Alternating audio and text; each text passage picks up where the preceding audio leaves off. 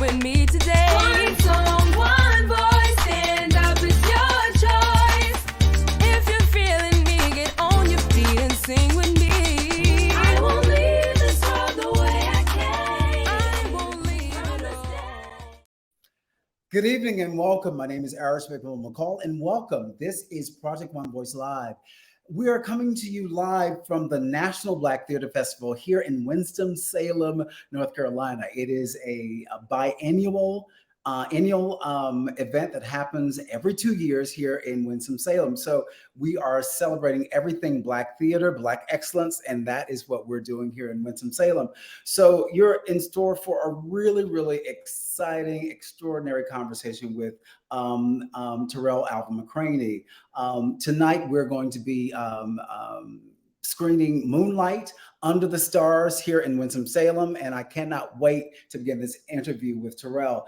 Before we begin, I just want to say I hope you all are supporting and engaging with Black theater wherever you are. So let's just jump right into this interview.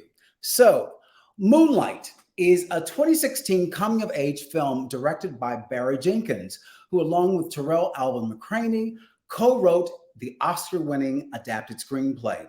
The film is based on Tarell Alvin McCraney's unpublished semi-autobiographical play, In Moonlight, Black Boys Look Blue. The film stars Trevante Rhodes, Andre Holland, Janelle Monáe, Ashton Saunders, Jarrell Jerome, Naomi Harris, and Mahershala Ali. Moonlight won three 2017 Oscars, including Best Picture, Best Supporting Actor for Mahershala Ali, and Best Adapted Screenplay. Now, joining me today from the National Black Theater Festival in North Carolina is the Oscar-winning MacArthur Genius Fellow and the current head of the playwriting department at the Yale School of Drama, Tarell Alvin McCraney. Please welcome Tarell Alvin McCraney. How you doing? Well, how are you? I'm good. Good to see you. Thanks so much for welcoming. That was so great. It's good to be here. Great. I'm glad you're here. Now, that's quite the CV. Let me begin by saying that Moonlight is one of the most beautiful, empathetic, and incredible pieces of cinema I have ever seen. I have to say, I never imagined that during my anxious, closeted childhood that I'd live long enough to see a movie quite like this. The film is a brilliant, achingly alive masterpiece about Black queerness. Now, as a queer man who came of age as I did in the era of Ronald Reagan, Margaret Thatcher, and AIDS, I never thought I'd survive to see a version of my life, our lives, told on screen with such knowledge, unpredictability, and grace. And Tarell, for that, we say thank you to both you and Barry Jenkins. Well, thank you. Thank you so much for those beautiful, kind words. I think one of the things that's really imperative is that cinema, particularly Black cinema, had and has been giving us these sort of aching, as you said, empathetic portraits of us for a long time. And with Moonlight, we were able to move it so that we could see, we just had the opportunity, the platform, to see it in a larger way. And I'm very grateful for that. But I'd be lying to say I wasn't grateful for the many portraits of Black life that came before, and things like Claudine, these really moving portraits of Black folks. Daughters of the Dust comes to mind, and really finding ways to just stand on the shoulders of all those incredible master writers and cinematographers. And like you said, we have to give it up to Barry, who, read these words, read this original screenplay and thought, I know this place. I know how beautiful it is. I know how much, I know how many people can see themselves here. And I want to make sure that, they recognize and feel that mirror as much as see it. So wow. It's one of those incredible opportunities where those things lined up. And since then, I just think that more people have been taking advantage of those opportunities. I think, talk about closeted reading.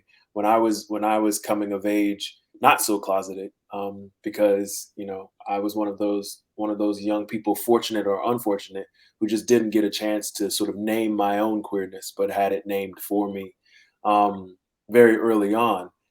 And even then, I would still sneakily read things like James Earl Hardy's B-Boy Blues, or Mm. Elin Harris's Invisible Life, or you name it, The Color Purple, right? Finding anywhere we could to sort of see ourselves, uh, and be mirrored back as both Black and queer. There are lots of advantages, at least when I was coming up, to see yourself as just queer or just Black, but to see yourself fully in the spectrum of the humanity that is being Black and queer was harder to come by. Yeah. Um, and now I think that's just it's not the same anymore. We're in the age of information where that is available, whether you like that portrait or not. You have options. Yeah. And as I've heard Barry say many times, and I've repeated often, Moonlight is a story, not the story, right? It's not everyone's story, but a lot of people can see themselves in it. Yeah. I think one of the things I love about this film is you shattered that normal formula that Hollywood, when they're telling our stories as Black people, you shattered that formula. This movie doesn't have those cliches. And can you speak, tell us more about how the source material for this play, I mean this film, in Moonlight, Black Boys Look Blue. How did that come to be? Well, I think in Moonlight, Black Boys Look Blue was first written um, right around the time that I lost my mother. My mother died in 2003 of AIDS-related complications. And I remember I had written a film before that, actually a couple films before that, in high school. I had the great fortune of going to magnet programs for high school and writing screenplays pretty much for since most of my teen life. And I'd written a film very similar, um, called Silent Type. I hope no one ever finds it, for this children's film festival here in Miami. And um, and it was a film about bullying, and it was a film about being queer. But the mother had passed away. The mother had died, and I realized that I was trying to deal with the fact that my mother was dying. My mother died of age-related complications, and the diagnosis felt like a death sentence at the time to me and my family.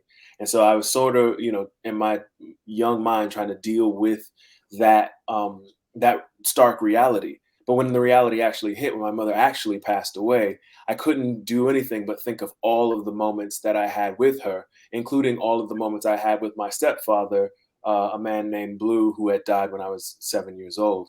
And I just kept trying to put those pieces together and see how they informed me in my own manhood. And so the piece came together in Moonlight, Black Boys Look Blue. It was absolutely about those moments, those really succinct moments in which I felt that had created the man that was standing in front of me in the mirror, and the aching longing and romantic tendencies that were in front of me felt like they were all connected to the love that I either got or didn't get or missed, that in those moments. And so that's why the film is not a womb to tomb. It's not a hey, someone grew up and then this is how they died, or it's really about, it really is coming of age. It really is charting that moment where we decide the world tells us we are X, and here is how we choose to present. Here is how we choose to love. Toni Morrison has that quote saying, and I'm going to butcher it, so I'm so sorry now, that love or freedom is not not having responsibility, but choosing what you're responsible for, having the choice of what you're responsible for. And I think for a lot of folks, they saw themselves in Black when he chose to be responsible for this relationship that he had with Kevin. That was years ago. He chose to be responsible for this relationship, repairing this relationship with his mother that almost got lost to drug addiction. And I think that's, for me, that moment, that's what makes you a man or an adult, right? That moment you choose to say, you know what, I'm going to take care of this. I'm going to investigate this, and no matter how hard it is, I'm going to try to find some way to heal it. Yeah. Wow. That's really powerful. You know, you were mentioning about secretly reading these texts about being queer. I mean, in my generation, it was about reading Giovanni's Room. Right. You know, so I certainly can attest to those feelings of trying to see yourself. Now, as we said earlier, Moonlight is about a young boy coming to terms with his own sexuality and dealing with a lot of very complicated relationships. And you were talking about your relationship with your mom. Tell me, is the character of Chiron's mom, is it in any way a composite or a suggestion of what it was like to live with your own mom? I mean, for sure. I also think that, I was lucky to find a filmmaker in Barry Jenkins who had a very similar relationship to his own mother. And I think that there are certainly scenes that are just, that I look at now that I go, maybe that was a little too close to reality, because some of it was just literally a page out of my life. And excruciatingly so. Just really close to what that experience was. But it's also very similar. Also very similar is the relationship between Juan and Chiron, and also the relationships with the Janelle Monáe character and the boys. There's a closeness there. And I was afforded that. Love comes so many different ways in our community.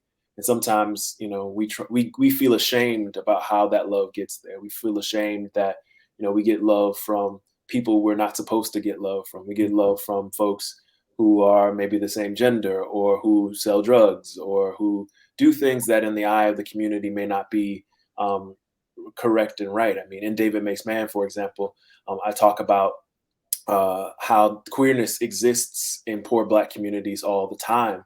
And sometimes those are the only places you can find shelter to be your full self. At least they were for me. And I think, it was really important that the movie and the television show and most of my work reflects that. There's this idea that queerness exists sort of outside of the Black community. And that's just not true. Like, just like Beyonce said, she had an Uncle Johnny. We all had an Uncle Johnny. Right. Mm-hmm. We all have that person in our families or in our communities that exists. And we can't let the narrative that some folks want to give that doesn't exist within our community and hasn't for time. I mean, I remember talking to my grandmother, who is 95, and she would say, "Oh yeah, Mr. Perkins down the way. We all knew about him." And I'd be like, "Well, why didn't y'all tell me?" Like, why did but Mr. Perkins wasn't ostracized, and they were a part of the community, and I was taught to respect them as much as I was taught to respect my own grandparents. So I think that showing how love can be, met in the community is really important. But also, again, I was a child of the late 80s, 90s who, like many parents, fell victim to the crack epidemic in a way that, the community's still recovering from. Yeah, yeah. I was born in 1963, and when I Oh, saw, you don't look it. oh well, thank you. I turned 60 next year. I'm really proud of the fact Oh, that, congrats! That's amazing. yeah, it's look, and as I said earlier, as a Black man, as a queer man who grew up during the AIDS epidemic, just to be alive, to be here to witness Moonlight was an incredible feat for me. Moonlight really changed my life because I saw so much of myself and my journey in Chiron's journey. I grew up in Birmingham, Alabama, as we talked about earlier. I grew up in a housing project. And what was really interesting for me, what I connected with Chiron was this. In my family, that's where I was called faggot and sissy and all those names. Once I left outside my home, that's when that quote unquote normalcy took place. Mm-hmm. That's where I was able to become alive and become more engaged, involved with the reality of who I was. Mm-hmm. So I want to get back to the relationships, the complicated relationships of Chirone's. I'm really fascinated and intrigued by the relationship between Chirone and Juan. Um, what's really interesting about the film is the first character that we're introduced to in this film is Juan. And I love the fact that we see him driving through the streets of Miami in this very pristine, shiny automobile that it's almost like a chariot. It's almost like a king or a knight sort of perusing his territory. And then the camera work is just so interesting in the sense that Barry Jenkins, and please forgive me, I can't think of the name of the director of photography. James Laxton. I mean, it's extraordinary, the vantage point that we're given as audience members. The camera is doing this circular motion. So we're sort of looking at everything. We're looking at his world. You see the calmness of it. You see the fact that Juan is in charge. So we know that this is somebody initially that we should be afraid of, but Barry Jenkins doesn't give us that cliche. He gives us a man who is very calm and very centered and is a man about town. So when we're introduced to Chirone in that next scene, everything is the complete opposite. The camera's shaking. You see him running from these young boys who are calling him faggot. I just find that juxtaposition of that initial meeting of these two polar opposites and what is yet to follow is just such a wonderful way for us to get into these stories and really get invested. So my question for you is, I know this film was shot in Liberty City. What was it like being back in Liberty City, filming this with all these hometown folks? What was that like? I was not on set. I'm not going to lie to you. While they were filming, I was away. I was in Miami, but I stayed away from set a lot, mostly because, like I said, a lot of the film and a lot of how Barry wanted to film, Barry got the film in a kind of molecular way. And the way he would talk about it, I would help with casting. I would help with, like, if they needed they needed locations, I would connect them to folks. For example, one of the school shots is not actually in a school. It's at a place called the African Heritage Culture Arts Center, which is where I first learned ballet, first learned Shakespeare, first learned Lorraine Hansberry, like my first art school. And so I would connect the production to places, but I had to stay back. And Andre knows this too. Andre Holland, who is one of my best friends. We go way back to, we both graduated from grad school in 2007, and he read one of the first editions of the piece of my play, of any play. In fact, he was in Wig Out, in the first production of Wig Out at the Vineyard, and it's been a kind of muse for me for a long time. His work is just so profound, and we would meet for coffee, and he would go, "Yeah, about to go on set and film," and I'd be like, "Great." He's like, "You coming?" I'd be like, "No, I'm not coming," and it was just too close. They were in the neighborhood. I hadn't been in some of the parts of that neighborhood. My father still lives in Liberty City, but there were some parts of the neighborhood I hadn't been in 20, 30 years. And so if I would have gone there and seen them do that tracking shot. In fact, when we went to the house, we went back to some places scouting and, on interviews before. I was like always on the verge of tears. It was just a lot, it was just a lot to be there. And I think, Barry handled it differently. He hadn't been there in a longer time. But I think even he had moments of sort of like, there was a building that was very near to him that he had been, and he actually didn't use that in the shoot because I think it was too close to him. But I think to answer your question, I mean, what he was trying to and what he did evoke in that world, and it's on the page, but I think a lot of people would miss it, is that when I was a kid, the people who were the drug dealers were grown men, right? They were of a certain age. They were in their 30s.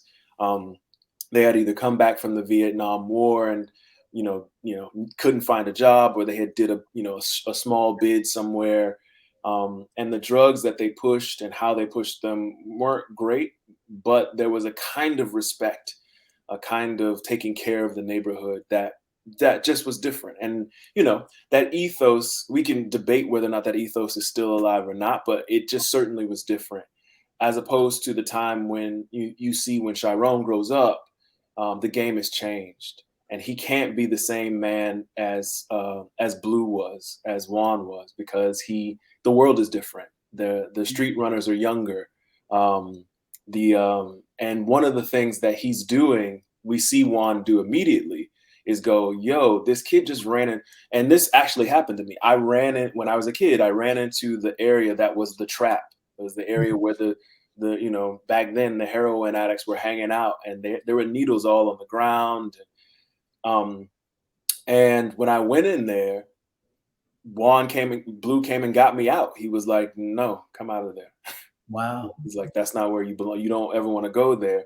And just made sure I never went there again by being like, you don't have anybody watching you, so I'm gonna just make sure you know you're not supposed to be there.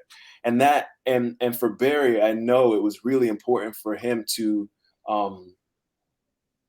show that this person, that the need, and Mahershala talks about it a great deal. And that moment, he sees a young person who needs another person. He needs something, and the ability to do that, everybody's not able to do. One, and two, you have to kind of be of a certain age, certain maturation in your own self to be able to look at somebody, whoever it is, especially a child, and say, oh, you need something, and I can provide it for you. So I'm going to take it's what Bell Hooks talks about in terms of love, that ability to extend yourself, even if it's uncomfortable, right?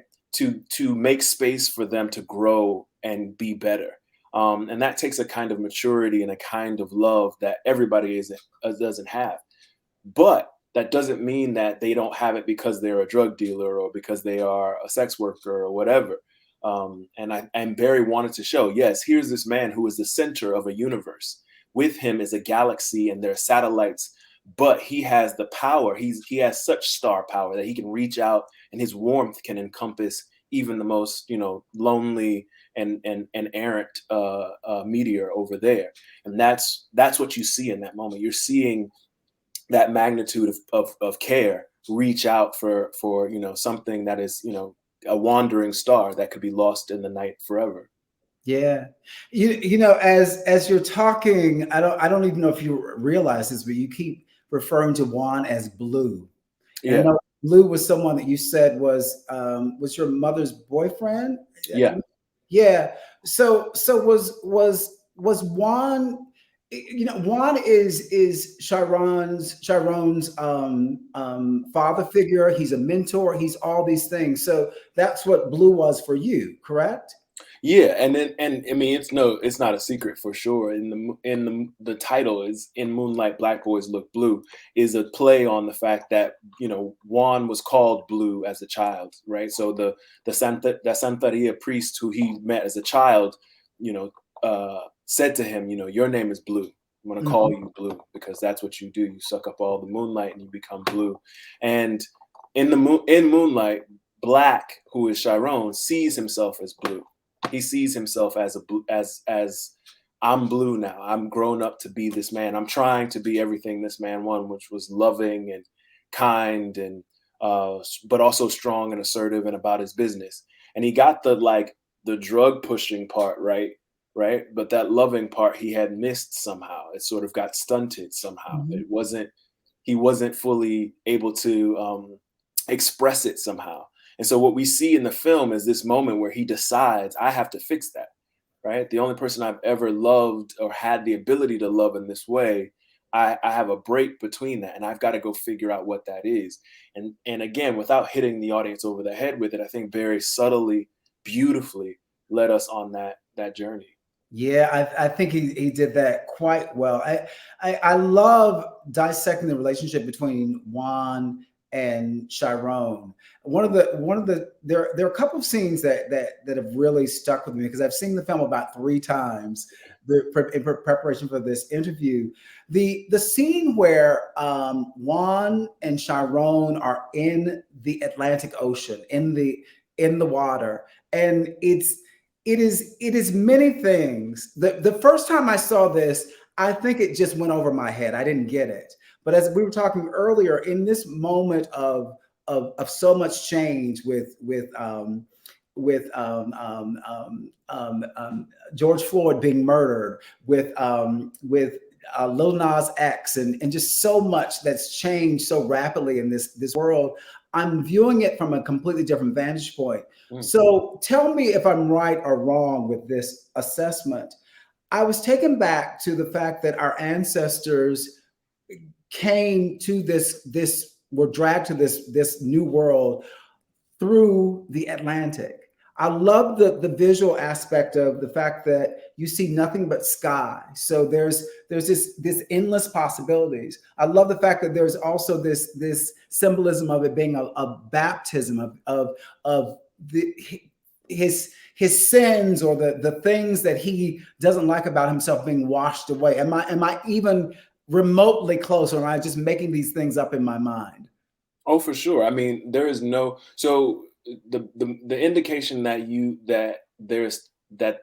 they are being led is clear, in that little Chiron is being bullied, and Juan sees it. Juan sees that he's not great, and he says, "Come on, like I'm going to show you something."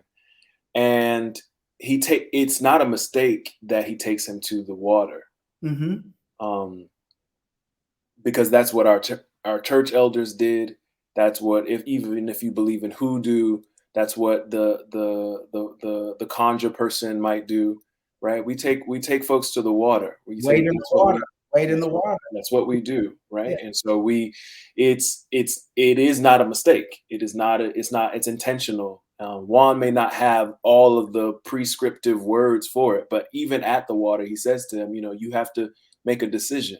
You got to choose who you want to be. You ain't got to let nobody else tell you who you want to be. You have to some people aren't going to like when you make that choice, but you decide, right? And that moment is about transformation. And he is showing him, look, here is the vastest transformation you can see.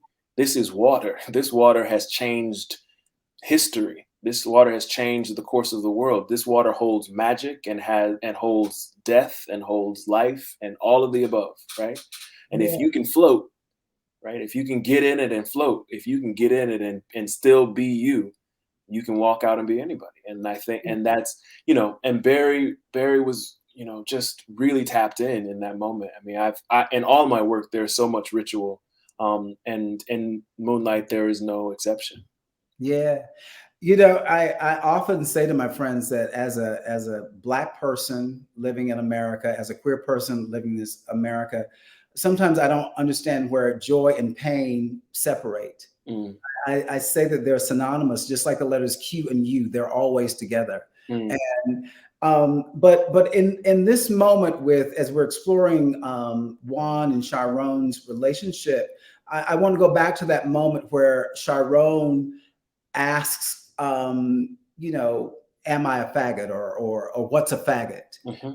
And what that moment is just so riveting to me, because again, we've had the introduction of Janelle Monáe as Teresa, and again, this is Juan's partner, who is not, again, that cliche. She is not the girl who is, doing her neck like this. She's very confident. She's soft-spoken. She's very mothering. She's very gentle with Chiron. And there's a great love between Juan and Teresa, which I absolutely adore. But in that moment, the silence of it all is just so breathtakingly beautiful, and it's so powerful to have him describe what that is, because I remember that as a kid trying to decipher, what is this word that people are calling me? I don't know what it is, but people are already telling me what I am before I even know what I am.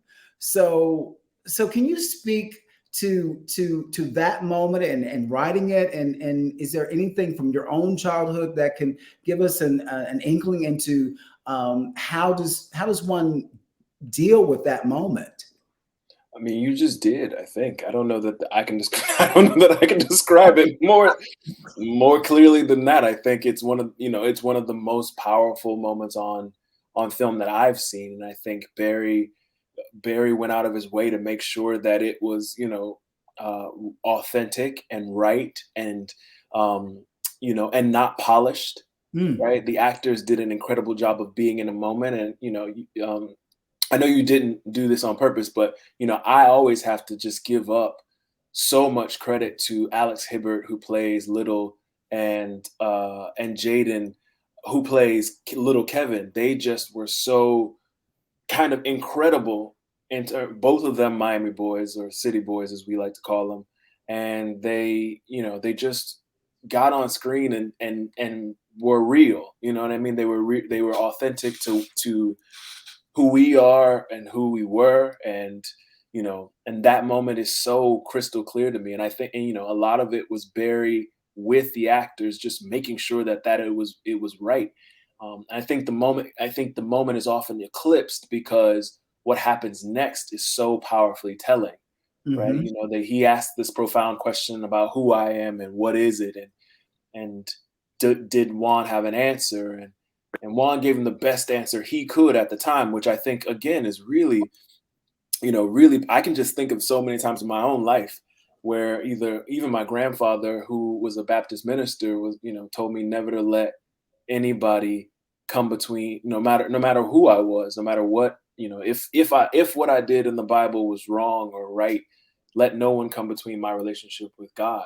Like my relationship with God was mine, and like I should always be able to have some way to, if any man came in between that, right? I should know that they weren't for me, right? And so I can just think of so many moments like that where someone in my life just let me know that I had a right to, all the things. I had a right to spirituality and politic and being a part of the community and not. So, but then that moment where Juan has to reconcile who he is, right? Mhm, That he's a drug dealer and mhm. that he sells drugs and that Chiron's mom is on drugs. And so the world gets sort of, truncated into what's physical rather than what's just, about who we are spiritually or who we love. The world Yeah, becomes brass tacks in that moment. And I think, there's nothing to do but live in that. And it's one of those moments where so many extraordinary things are happening. You kind of can't, it's hard to describe. You just kind of have to allow them to be. yeah. And look, you mentioned Alex and Jaden. Mm. Now, you said they're both from Miami. It's my understanding that they weren't really actors. They just have Well, they this. were in middle school. So Alex Hibbert and Jaden Piner were both at the time. They're both grown men now, but at the time they were middle school students. I think in the sixth or seventh grade at sixth grade at Norland Middle School, Yeah. and they were in the magnet program for acting, but they'd never done anything. Like, they'd never been on set. They never. Um, and this was sort of their first time in. They came in to audition, and Barry will tell you, he said, right away, I had contacted a woman named Miss Seidel, Tanisha Seidel, who ran the program and I think still runs an arts program at Norland, um, and said, Barry's holding auditions for this at the African Heritage Center. You should bring some students in. And in walked Alex, and once Alex walked in, I think pretty soon. I think Barry said something like he has your same kind of head. Uh-huh. Mhm. And I was like, I don't know what that means, but I'm gonna just trust that Barry knows what he's talking about. So yeah, it was pretty amazing to find them homegrown here in Miami. Yeah. Yeah, no, I just found them to be both to be very extraordinary. Now we've not talked about Naomi Harris, who Yeah. is extraordinary as Paula. The first time we're introduced to her in the film is when Juan brings Chiron home, and we see this mother who is worried about her son, Yeah. and she's in this outfit that appears as though she's a nurse or Yep. she's very put together. Hmm. And I just found that so interesting because it does not give us any inkling of what is to come. Right. And the silence of Chiron is so telling because he's in between these two worlds, a world of safety with Juan and a world of uncertainty with his mom. So that's one of my favorite scenes. But as he matures into the adolescent Chiron, Chiron is played by Ashton Saunders, correct? Mm-hmm. Yeah. And it takes us to a whole nother level where he's now in high school and he's still dealing with bullying, but in a more intense way. Mm.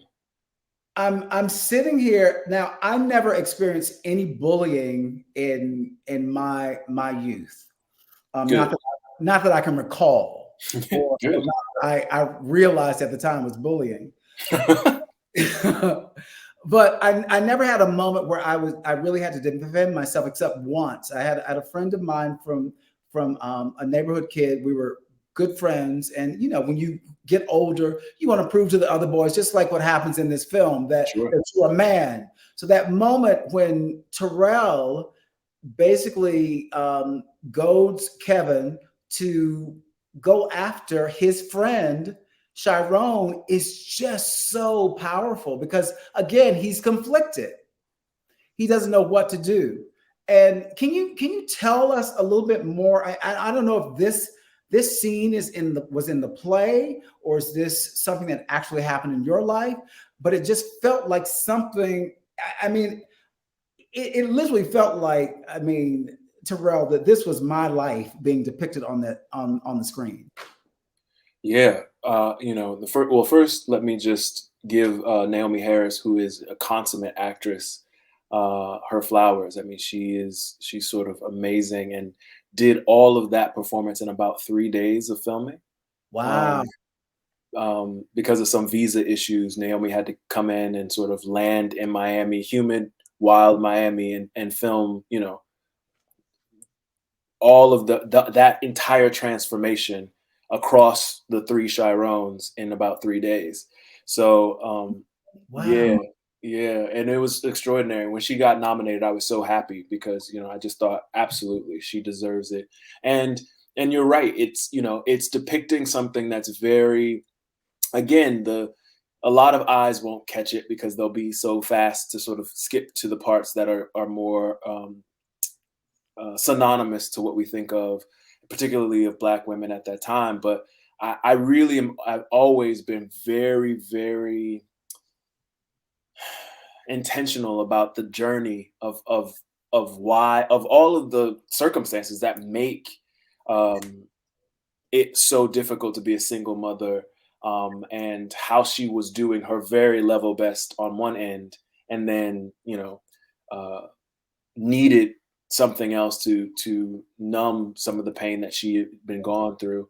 And I think Naomi Harris showed that beautifully. In fact, the last scene, which is, again, Barry was very faithful to the original script. There was and added more to it. And I think that last scene with him, with Chiron, with Black and Paula, was one that, I didn't expect to be as necessary. It really just talks about reconciliation. It really talks about, how two people have to go through both their lives, and try to find some way back. And yet the betrayal between Kevin and Chiron, Ashton, and Jarrell Jerome's character, it sadly is just that's as close to what I remember happening as I can recall. I'm sure there's some embellishment here and there, but not that much. If I'm being honest, I think I'm really good at being like, well, here is as much from my perspective without being in my mind. And that day where, I got beat down in the spill out area was very similar to that. And the game, I've had multiple young men in the past come up to me and say, I got beat up for them playing that game too, or they played that game on me and I'm not gay. And, I got bullied in the same way for, Mm. countless times because of that. And it hurt to hear at first, or I was really sad that wasn't an isolated incident. I knew it wasn't, but you can kind of keep it as like, oh, this just happened to me. But Yeah. as you can see, and as you've said, multiple people sort of show up and say, this is something I really wish I could talk about because, it haunts me. Right. Yes. And that's one of the reasons why I wrote it. I was like, I can't let this sit inside of me anymore. I have to put it out so that I know, look, it's there and I can deal with it as a thing that happened and not something that is, growing in my mind and taking up this imaginative space. In fact, once the film was out, I stopped thinking about it. I used to have nightmares all the time that I would wake up at middle school and have to relive that day. But Mhm. once the film was out, I was like, nope, there it is. It's outside of me now. And Yeah. I'm hoping that happens for a lot of us. I'm hoping we can say, nope, there's a place where that has happened.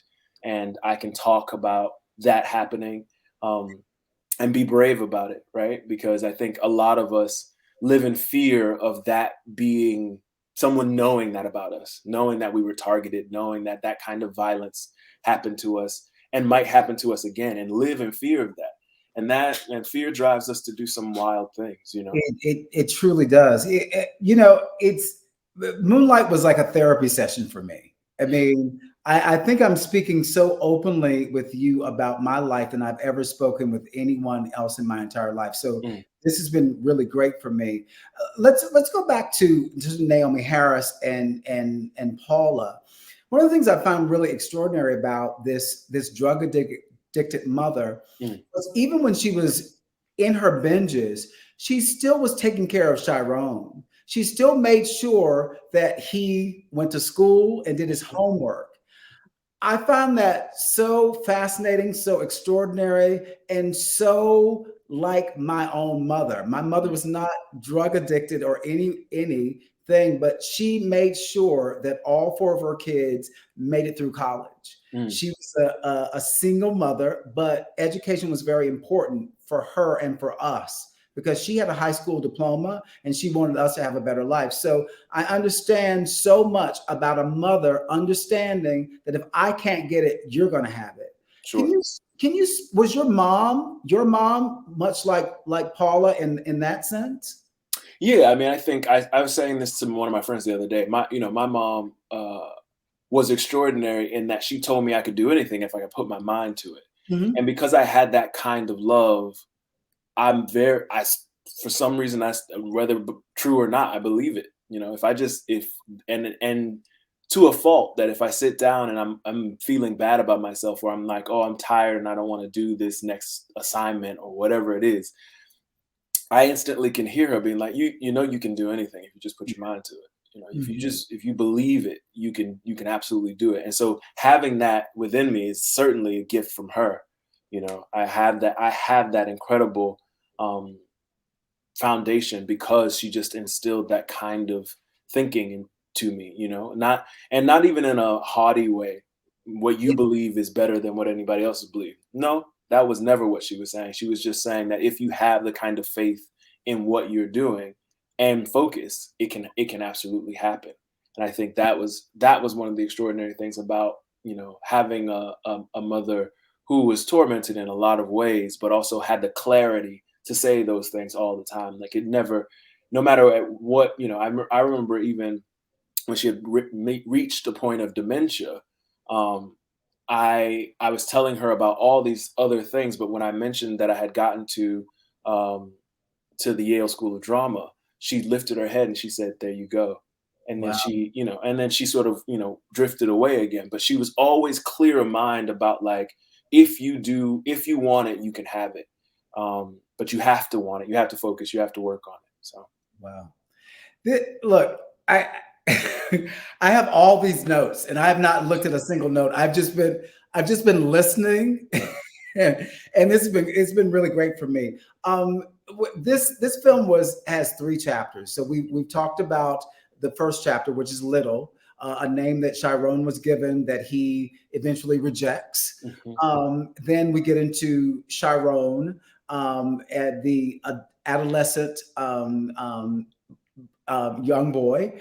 But in this chapter, I want to explore one more thing before we get to the final chapter, which is Black, is the scene when Kevin and Chiron basically reveal their feelings toward one another. The sensitivity of that, the beautifulness of that moment is really extraordinary. But what I love about what Barry Jenkins was able to accomplish in that scene was it did not make a sexual relationship or sexual pleasure between two men. It didn't make it gratuitous. It didn't make it gross. And it was very tender. So was this something that you had written in the screenplay or No, that's all. This is all. I mean, when I say, and I say that, I say that no, because I want to give them their flowers. That was that's a tough thing you're in an independent film. You don't have that much time or space. The fact that Barry, the producers, the wardrobe persons, Jarrell and Ashton found space and time to make that comfortable. Again, you remember we're just ahead of the sort of Me Too movement happening, right? exactly? Where people are being exploited in ways, and things are. I mean, and these young artists are worried about their career in so many ways. And how do you make this moment of intimacy about being intimate and it being the first time and not and fumbling and again raw, and give them the space for that? And I think Barry just led a team that could do that, Oh, and found the best solution rather than the written solution, right? In the script, it said something like, we watch the wind and something else happens, and but what happened was those artists coming together and making a moment. yeah. And I love the fact that here we are at the beach on the water, another moment of transformation. That symbolism. It's just breathtaking. So we leave the adolescent Chiron and we move into to the Black years.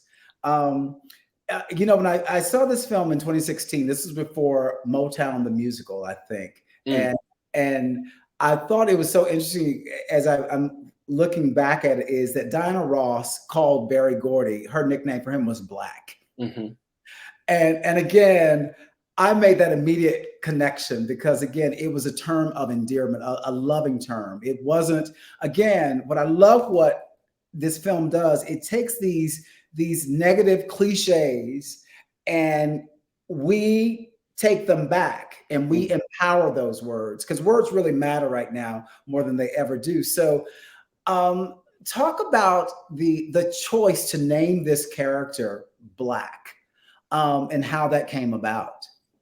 That Black is just what people called me for most of my life. Just being a dark-skinned person in the South. And it was always a term of endearment. So if anybody ever said, "Yo, what's up, Black?" I knew they were talking to me, and I knew they meant friend, right? And it was one of the few things that I felt like, especially because I had gone on to mostly privileged white institutions, that connected me in a way. And also it was the thing that said, the man who I considered a father figure did this for a living. And I'm over here with these white kids over here. What is my life like if I went that way? The opportunity to do that certainly was there. The opportunity to be a street boy, to be a block boy was there. What would I have done, and how would I have managed, right? If I had chosen not to be Tarell, but chosen to be Black, right? Chosen to be that nickname, that moniker, and lean into the feeling of love whenever I hear it. Because even today, if someone I know calls me Black, "Yo, what's up, Black?" or Slim, I know that's love right there. Sterling Brown and I often call each other, "What's up, Black man? What's up, Black?" And that's that kind of camaraderie I longed for, right? to be in that world when I was in the middle of, like, Chicago, in the middle of college. So I remember thinking to myself, well, what does it look like if I'm in that world? Then what's missing, right? Mhm. Is the longing that I have right now still there? And that's what that chapter was. And Barry took it a step further. I mean, I think Barry has an incredible eye for, he did it so well in Medicine for Melancholy, right? Mhm. He's this really sensitivity for, figuring out, where the road is not paved, Mhm. and how the traveler then decides to go there. So a lot of that third act, especially, Anderson, that's a lot of Barry. That's a lot of him, you know, um, making that world come alive for us. Yeah. Yeah. As you were talking, I'm thinking about the lyric of a song that Fats Waller made, a popular, Black and Blue. Mhm. And the lyric that strikes me is, what did I do to be so So black black and and blue. blue? Yeah. So it just struck me as you were saying that. But I want to ask you, as we look at this young adult Chiron, and we're almost at the end of this, and I hate it so much, but we are. But what I found really extraordinary in this transformation is he is now this buff, Chiron, who is hardened. He's also a gangster. He's a drug dealer. He's the antithesis of everything that he was at the beginning. Sure. But yet, within all this, we all realize that this is just a facade. Sure. This is just armor that we put on to protect ourselves so that we're not vulnerable. Tell us about the journey that Black is on in this last chapter as he reconnects with Kevin. Yeah, I mean, I think, well, first, we have to give so much props to Yassi Ramirez, who helped find Trevante. Yassi Ramirez and Tyler Perry, actually, who helped discover Trevante. And I remember the story. I mean, the story is Trevante. Trevante came in to audition, and Barry was like, "Yo, he has to lose like 20 pounds because he was bigger. He was bigger than that. He was much more muscular from Wow. his time on the television show that he was shooting." And so Barry was like, "Nah, this is." So the role was never about sort of bulking up into that masculinity. What it was, and I'm pretty sure you can see this, is that if you look at where Barry puts the camera, there is a vulnerability in there that is equal to Ashton and Alex. Yes. It's so profoundly open and raw and vulnerable that it immediately carried you all through all three chapters. Mhm. And then to see that in a body that had built a kind of armor and fortitude against the world, as dark-skinned Black men, we're often asked to sort of, be that, so that people don't guess about you or think about you in those Mhm. in any ways that are harmful.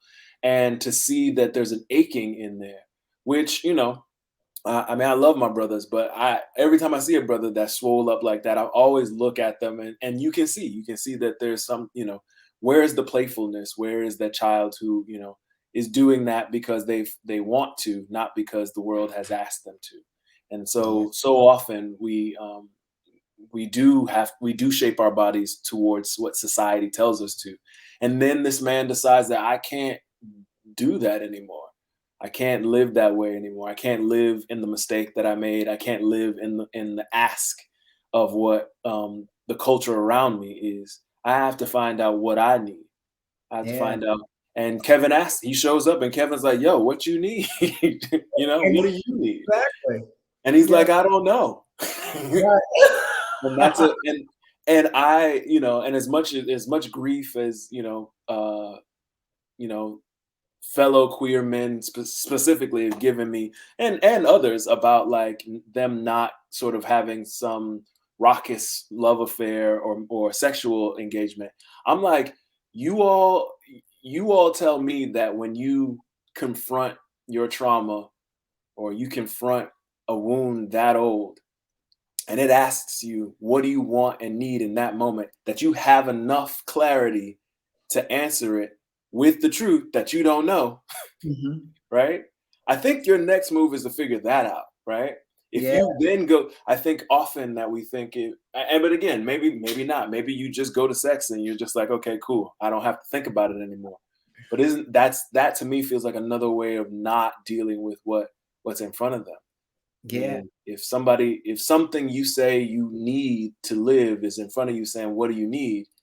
And you're trying to figure it out. I feel like, man, don't mess up that chance by by diverting. You know, spend that time, figure that out. Take y'all time to get it right. Yeah. Um, yeah. Yeah. I'm totally with you there. And in this chapter, one of the things that struck me is when Kevin calls just out of the clear blue. Mm-hmm. Black is just taken out of everything. He immediately, that's when you see the vulnerability. Mm-hmm. You feel me? It's almost like, and I don't want to lessen this in any way. It's one of the things I've always told people in my life, because so many people ask me, well, why aren't you dating anyone right now? And I said, you know what? I'm looking for that person that when we meet, their eyes light up like a child's eyes when they see its mother or their father. Mm-hmm. And that's what you see what happens to Chiron at that moment. He lights up like a Christmas tree. Mm-hmm.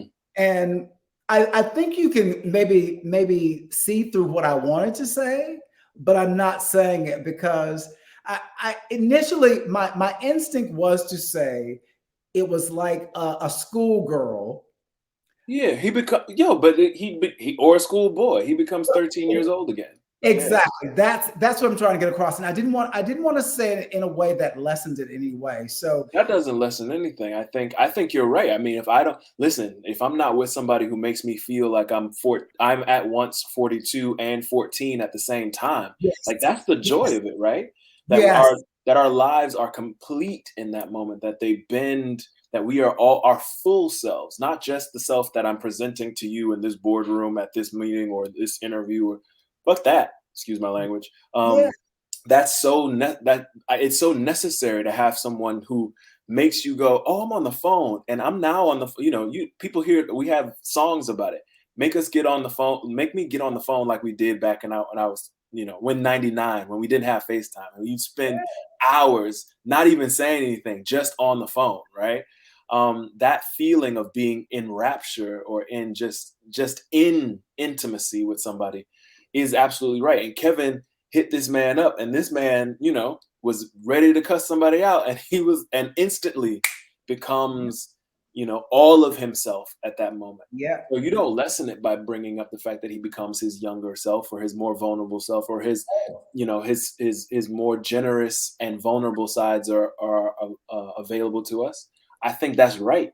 And that has been missing from so many portraits of us, this Oh, ability to see us fully, or at least more of us. I don't know that we see 100%, but we see 75%. That's way more than we see in some of the other depictions of Black masculinity or Black men in general.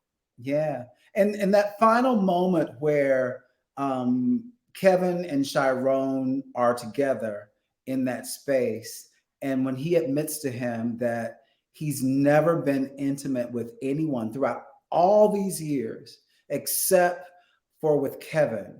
It's such a tender moment. And if this had been under the hands of another director, we would have gone right into a sex scene, Mm-hmm. and we would have seen, the thing happening. Mm-hmm. But what we see yet again is another tender moment of vulnerability of two incredibly masculine or hyper masculine, however you want to look at it, but and let me even take that out of the equation. It's just two human beings who have found each other, because at the end of the day, that's all we want, is that love and that connection, and Absolutely. that's what it basically said to me, is you too can have that fairy tale that you've heard so much about. You can have the love. You can be enough for someone else. Yeah. Yeah. Yeah. I mean, I think it, to me, the possibility of that is so much more powerful. It's just so much more powerful than I anticipated, right? And I Oh, think the first time I saw the film, I told Barry, I was like, that's more than I could have imagined or wrote, right? And again, it's another moment where it's not about what I wrote down or what Barry wrote down. It's about what those artists together caught on camera. And it's, amalgamation of the tenderness between those actors and the camera person. And, I know Barry made everybody get out of the room, you know what I mean? But even, and again, nothing explicit happens, but something so tender happens that you can only catch it if folks are open for it. And I think, I have to thank Travante and Andre, Andre, who is always bringing that kind of beauty oh. to my work. Um, but Can yeah, you just, in those moments, you really can't, it's why I think the industry is something, the industry, because this film, just so you know, I had written it in 2003. Mhm. So, and it took all of that time to find the right people to make it. And the industry is an interesting place because sometimes you just have to wait that long for all of the elements to line up, Fine, and yeah. for all of the minds who have that kind of openness, that connectivity to something deeper, bigger, wider, to get together and make something. And Yes. it's worth the wait. It's worth Yes. the wait. Most certainly was. And let me just remind everyone, and this is something that that is a testament to so many people that worked on this film. Barry Jenkins, Travante, Andre Holland, these are not queer men. No. I What I love about this film is, and the fact that Barry Jenkins is directing this is, and this word is used so much, and I think it's overused, but you see the empathy, but the humanity, and in these characters, and I hate using that word because again, what are we but human beings?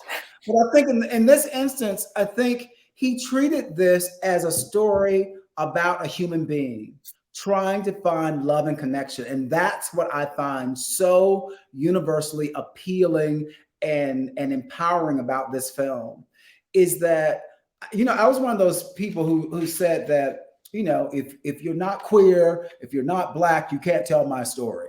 Sure. But if you understand the plight of what it means to go on this journey to find love and connection, you can tell any story if you allow yourself to do that. Yeah, and I mean, again, I listen. I want to be 100% clear about this. I have never not identified as a queer black man. Mhm. Like, as long as I've been able to identify, I've been that's what I've identified as. And again, because at the point where I could choose it, it felt like the blackest thing to do, Yeah. right? To be both queer and black, not one or the other. And so, um, when Barry approached me about doing this, when he got the script and wanted to do it, you know, he understood that this was an unapologetically black script. And unapologetically black means that the spectrum of us, of who we are, is to be treated with care and humanity. And so, you have to wait for folks to understand that. And Yeah. I don't mean that, understand our humanity. No, he just understood that it's anti-black, it's not black to look at any spectrum of being black and not treat it with care and not Yeah. treat it with the same care you would a narrative about, Harriet Tubman, or, and it's the same. You have to treat it with the same level of specificity, the same level of care. And I think, I think I'm sure that there are black artists that wouldn't do that, but for me, that is very anti-black. That's something that, because why would you go to any part of our story and not just want to have the level of detail that it's calling for? Yeah. be it comedy or drama, be whatever it is. Just Yeah. the specificity of us is so unique, and you're shooting yourself in the foot by not engaging it, Yeah. right? And so, I think I completely understand what you mean by it feeling, that the language can feel clumsy around what they did as artists who don't identify as queer. But to me, um, I think that they deeply respected the Black experience of this, and Yeah. and if and that's what I always tell my students or tell folks who I have a story to tell. I want make sure you're with artists who respect that story, respect it fully, and if they do, then you should have no problems. The moment that they don't, the moment that they've got some trepidation, you're not working with the right people. Correct. You're so right. I've got two more questions, and then I'm gonna let you go. I promise. Okay. We all watched that evening Hmm. Oscars. We had watched Mahershala Ali win. We had watched you and Barry Jenkins win for the adapted screenplay, and then we get to the moment where we're all like going, "Okay, we've won two awards. That's enough. We don't think we're going to win Best Picture." So when they announced La La Land, of course we're sighing, going, of course." But then something changes, and they say there's been a mistake.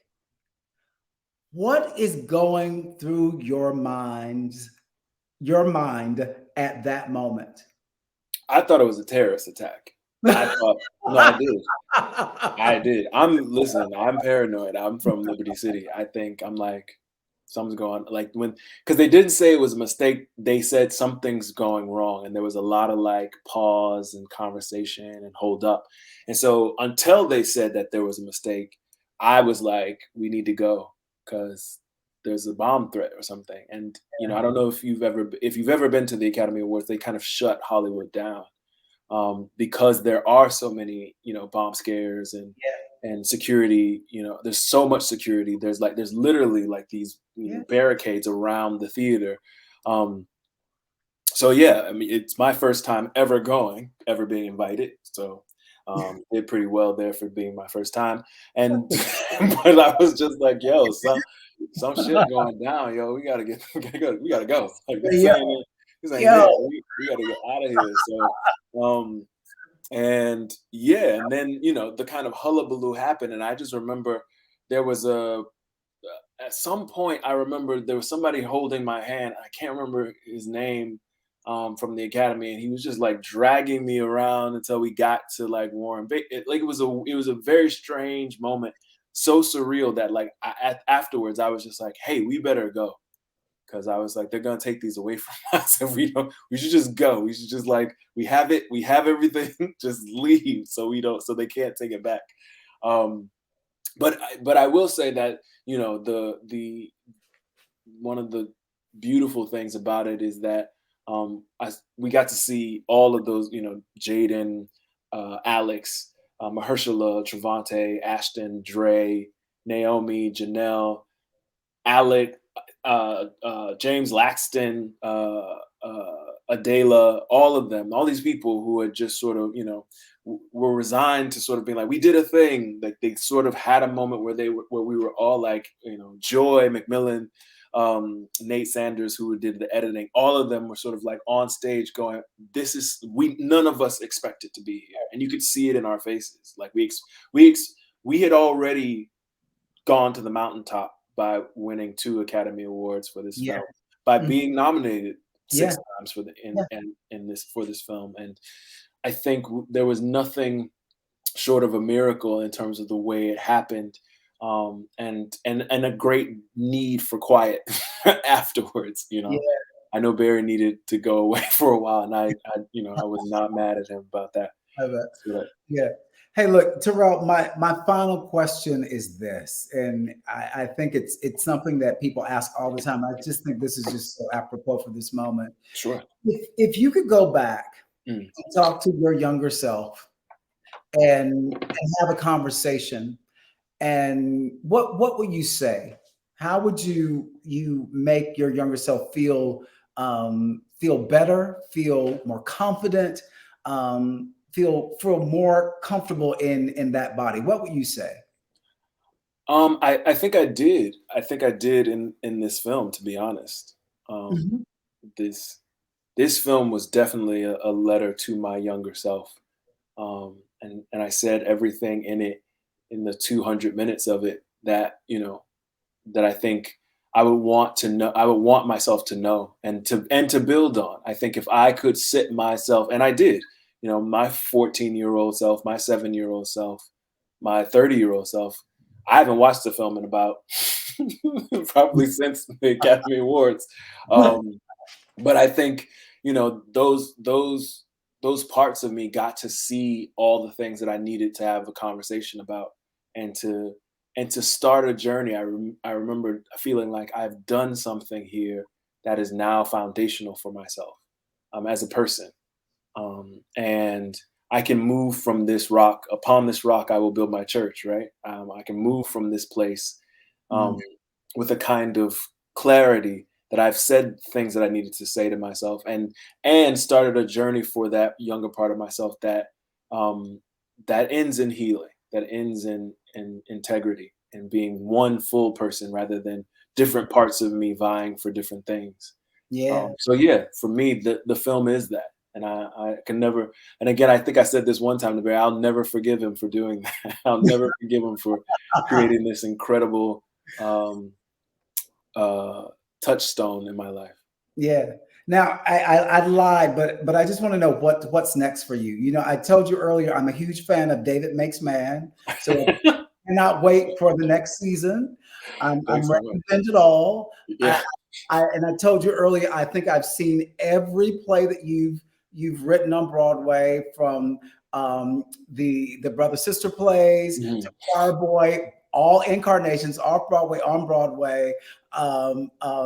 Just everything, wig Yeah. out, it, everything. I'm fanning out for a quick minute, but That's I all want to right. know what's next for you. What are you doing? What are you up to? I've just been teaching for a while. I've just been really teaching, and really allowing myself to do that part of me. It's really important to me to continue that legacy, Yeah. in my community. Just making sure that there are folks who know that they can be listened to and be heard.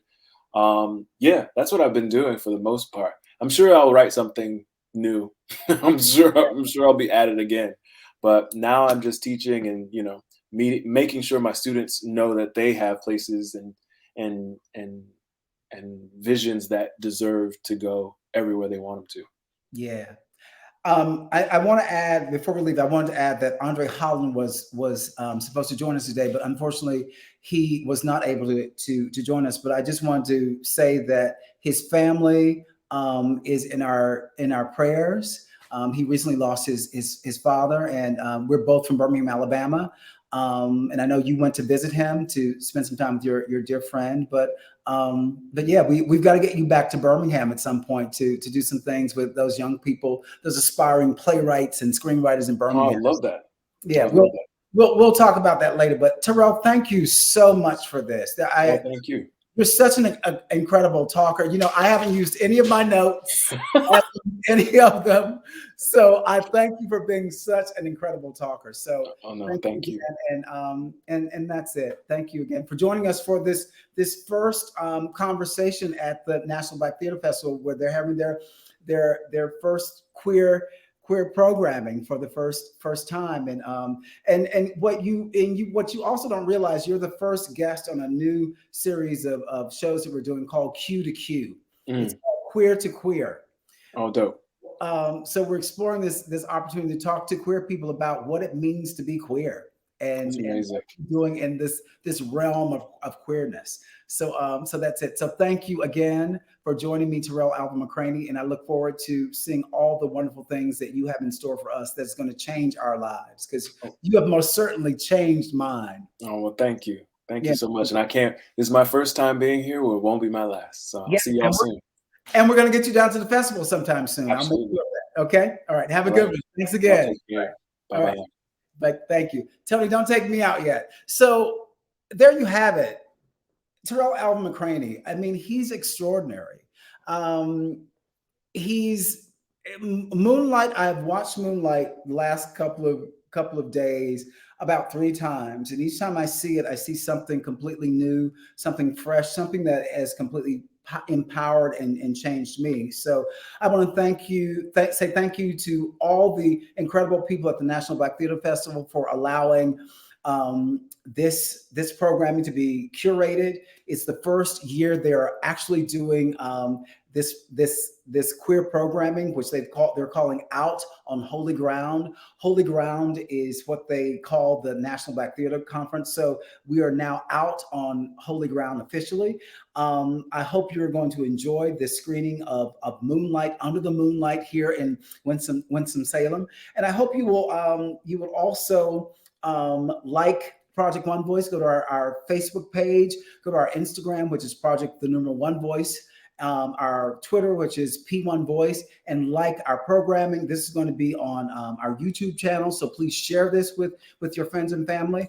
But even more importantly, I hope that you are supporting and engaging with Black creativity in your part of the country. So it's Erich McCullough-McCall. I am founder and CEO of Project One Voice, hoping that you all take great care of yourselves, and I will see you soon for another episode of Project One Voice Live. Good night from Winston-Salem at the National Black Theater Network, and tonight we're going to be screening Moonlight. Have a great one. Take us out, Tony. Have a good one.